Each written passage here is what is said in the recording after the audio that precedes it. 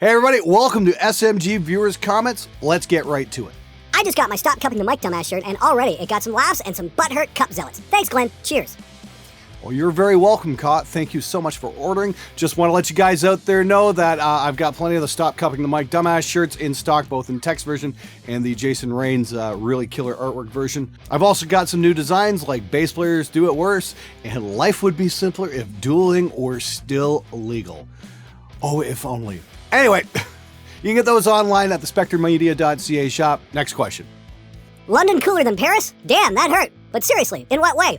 London's just a more rock and roll town, you know, there's a lot of rock history in London. I mean, like, we did the rock tour, you know, it's like, oh, we went to Abbey Road Studio and, you know, we went through Camden Market and it's like, oh, okay, you know, this is where Madness fucking lived. This is where U2 played their first gig. And then we move a little further down the road. It's like, oh, here's where Pink Floyd got the kids to do the background vocals for Another Brick in the Wall. I mean, like, yeah, that's pretty awesome. We went through Soho. Oh, there's where, you know, Pete Townsend got in a fist fight with the Sex Pistols and wrote Who Are You? Not to mention all the cool studios. I mean, Trident Sound Studios is in Soho. Same with Regent Sound, where Sabbath did their first record.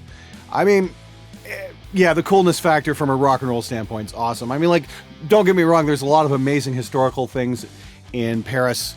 And, you know, obviously the Eiffel Tower and the Arc de Triomphe, but the Pantheon's pretty cool as well. And the crypts below Notre Dame, that's pretty cool as well, too. But my biggest problem, I think, with Paris was it's a beautiful city, and it'd be even nicer if you guys cleaned it up every once in a while. I mean, Le Metro smells like Le Piss. Maybe it's because I watched this on my phone, but the Marshalls and Mesas sounded pretty much the same, and the angles sounded pretty weak. Yes, it is, because you watched it on your phone! What the fuck?! You watched it on you're trying to evaluate the sound of a cabinet off the speaker on your cell phone? Ugh! Okay, let's get this straight, okay? This tiny little fucking speaker, you know, that's 3 times the size of your dick.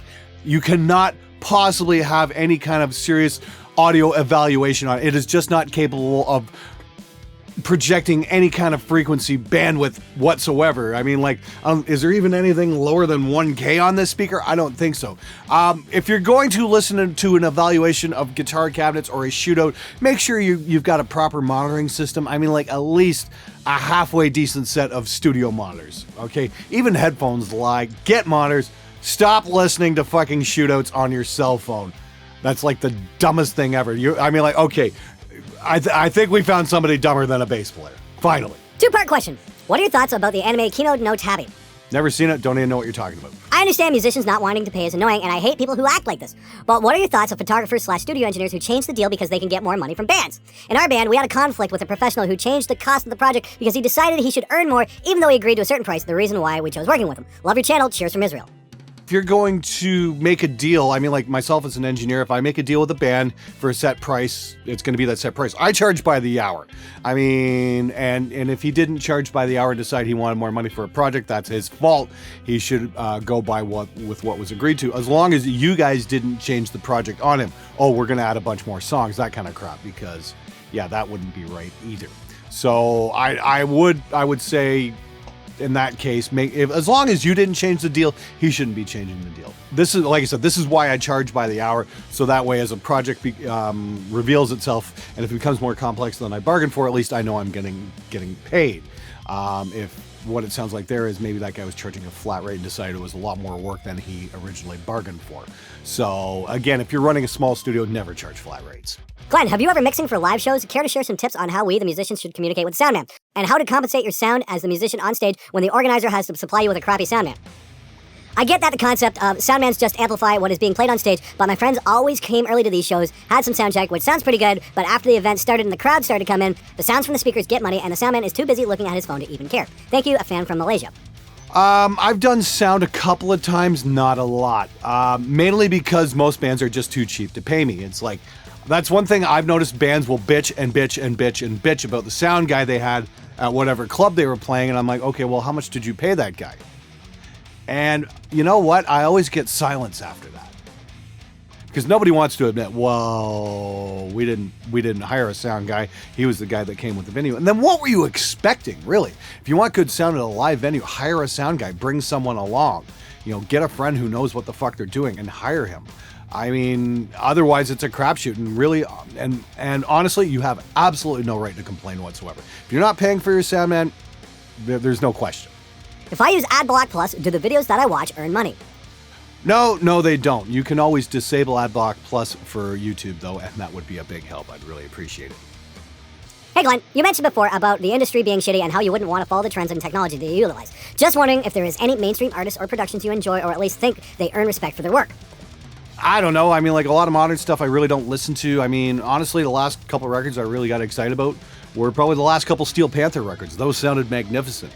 And those were great, but you know, they had a great singer too. And I don't listen to a lot of death metal screamers or grunters or mic cuppers or any of that stuff. I'm just not into it. I like singers. I mean, like I'd rather listen to a guy like Siegfried all day long than some guy go, rah, rah, rah, rah. It just doesn't do it for me. Hey Glenn, check out Kerbal Space Program if you like flight sims. Love your channel.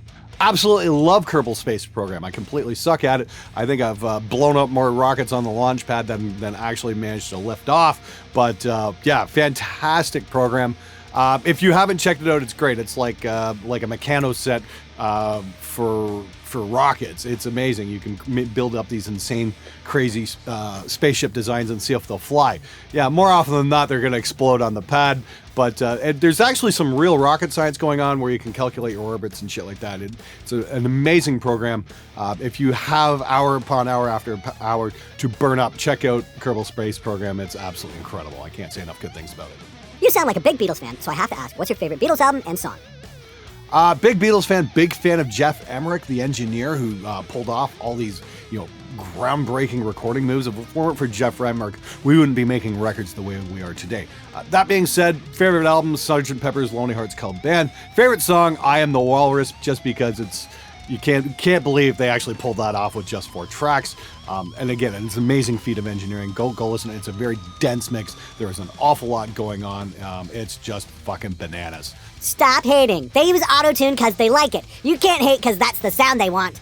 And the sound they want is the sound of them having more talent than they actually possess. I've said it before, I say it again. Autotune fucking sucks. It's bullshit. Go learn how to fucking sing if you want people to fucking respect you. Damn it, Glenn, I wish I found these videos before I listened to the asshats at my local music store and bought a fucking Line 6 amp. That's a bit of a crapshoot. I really can't say, guys working in music stores in general. I mean, like my friends at Tecumseh Music, very knowledgeable. Those guys have been playing for, decades, and they really know their stuff. The local kid at your local banjo mart might know something. He might not, they're there to sell you stuff. They're there to make a profit and maybe even a percentage of a sale. So they're desperate to get your money out of your hands, not necessarily give you the best advice possible. That being said, yeah, well, hey, tell your friends, watch the show. I don't endorse anything I think is subpar. And I try to keep my reviews as honest as possible. And I'm definitely going to be doing some more Fearless Gear reviews this summer. Keep an eye out for that. Anyway, thanks everyone for watching. Have a wonderful weekend. Grab a shirt at the SpectreMedia.ca shop and support the channel. I'll see you next time.